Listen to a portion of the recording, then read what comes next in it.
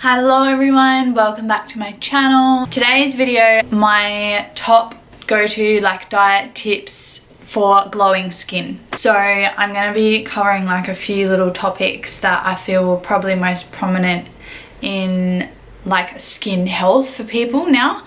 And then I'm going to give some advice on what I would recommend. Just a little disclaimer as well, this isn't any professional advice or anything like that because I'm not a professional yet. So don't take my stuff way too seriously and don't be like, oh, you said this, blah blah. None of my recommendations work for every single person in the whole entire planet. Just keep that in mind. Let's get started.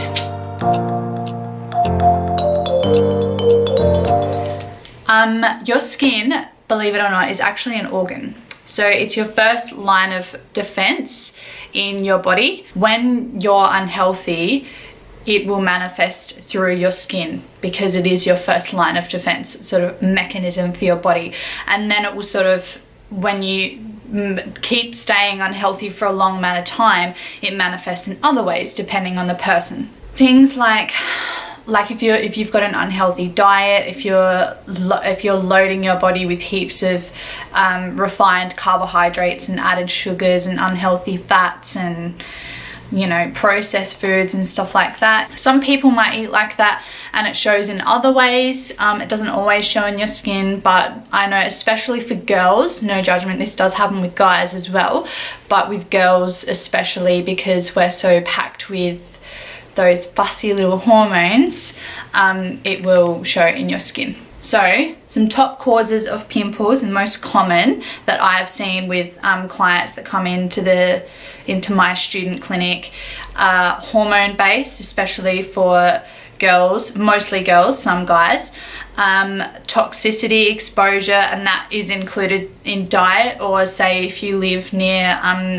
industrial areas where there's lots of smoke and all that sort of toxic exposure, and an unhealthy diet, of course. So with hormones, there's this specific bunch of hormones called androgens.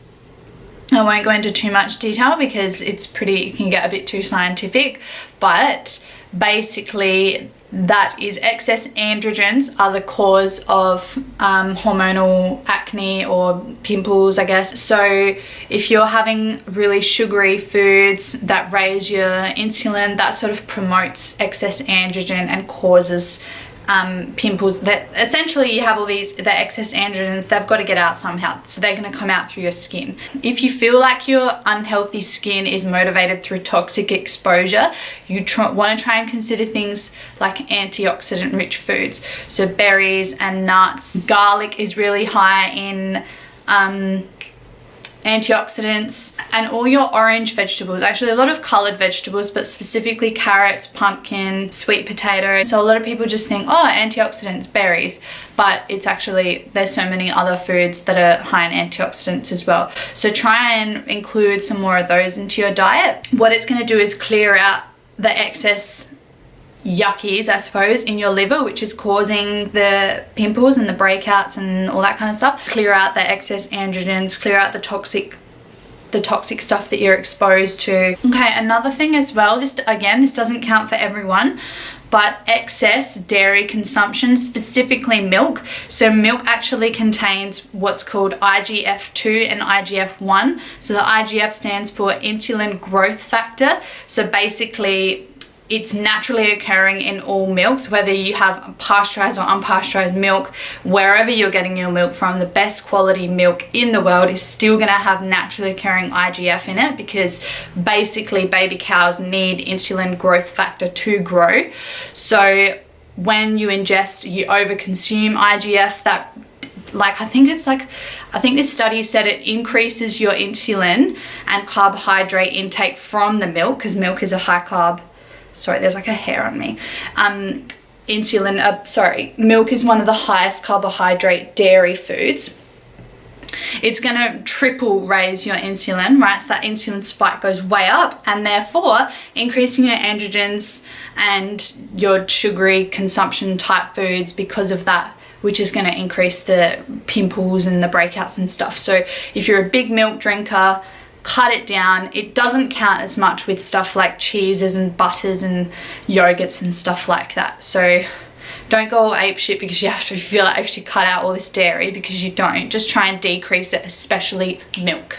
Zinc actually is like a supplement that's actually prescribed a lot for people with unhealthy skin. Basically, its mechanism of action in the body is to increases the integrity of your epidermal layer in your skin. It also increases the balance of water and cholesterol in the cell membrane of your skin cells, and it helps hydration of the skin essentially. So yeah, basically what I'm trying to say is it regulates the oil glands on the surface of the skin. So it's a really good mechanism for hydrating the skin, along with water obviously as well, which I'll talk about soon. Zinc rich foods, we've got pine nuts, hemp seeds, legumes, quinoa and rice. Just keep in mind with your grains as well, they are rich in phytates. So phytates essentially decrease micronutrient absorption. So when you eat zinc rich foods like the ones I've just mentioned, try and include protein, non-dairy types of protein, by the way, because that can sometimes help increase absorption of the zinc. So you'll be all like, fine and dandy, I'm taking zinc, and it's not working. Sometimes you've got to think about how it's being metabolized and if it's actually working in your gut. Fish oils as well. I personally take fish oil, omega-3, 6 and 9, especially in winter. I take 2 a day. Try and increase your oily fish consumption, maybe 2 to 3 times a week. Again, in winter, maybe 1 to 2 times a week in summer. So salmon obviously is a really good oily fish that lots of people love eating. If you're vegan or if you're not like a fish fan, so flax seeds and chia seeds or flax oil, avocado oil, avocados, they're all really rich in fats. And again, it's going to have the same sort of mechanism as zinc, so it helps with the cholesterol water balance in the cell membrane of your skin cells. And if you think about it, oil is a very thick texture, so it's going to make the skin more plump, and it helps with like collagen synthesis and anti-aging, and it can also work hand in hand with antioxidants in your body.